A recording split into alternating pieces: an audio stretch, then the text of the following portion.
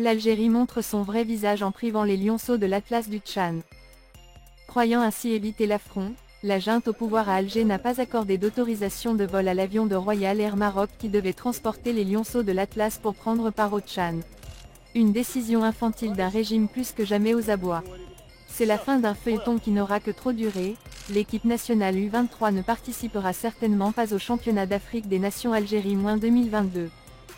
Après les pleurnicheries de la junte, qui a accusé à tort le Maroc de vouloir boycotter le tournoi après le communiqué publié, le jeudi 12 janvier, par la Fédération royale marocaine de football (FRMF), dans lequel elle explique que la sélection marocaine de football n'est pas en mesure de faire le déplacement à Constantine en Algérie pour disputer la 7e édition du championnat d'Afrique des Nations (CHAN) de football qui sera organisé du 13 janvier au 4 février 2023, dans la mesure où l'autorisation définitive de son vol Royal Air Maroc RAM, transporteur officiel des sélections marocaines de football, de Rabat vers Constantine n'a pas été confirmée.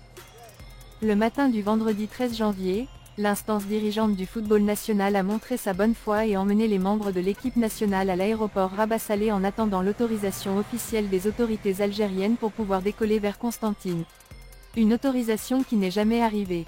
La présence de la délégation marocaine a coïncidé avec l'arrivée au Maroc de Gianni Infantino et de Patrice Motsepe, président de la FIFA et de la CAF, pour assister au tirage de la Coupe du Monde des clubs prévu au Royaume du 1er au 11 février. Il est vraiment déplorable de priver de jeunes joueurs qui se sont préparés pendant un mois de participer à cette compétition sportive africaine, a déclaré Fouzi Lekia à la presse en marge de la réception des deux dirigeants.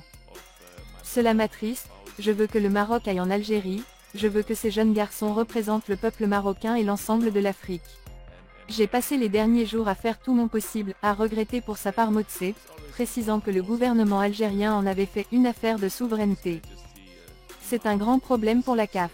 Il faut aussi garder en tête qu'il y a une CAN qui arrive. Nous voulons voir les joueurs marocains, mais aussi leurs supporters.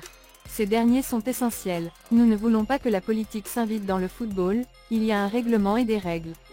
Nous avons des obligations et des engagements à respecter, a conclu le patron du football africain.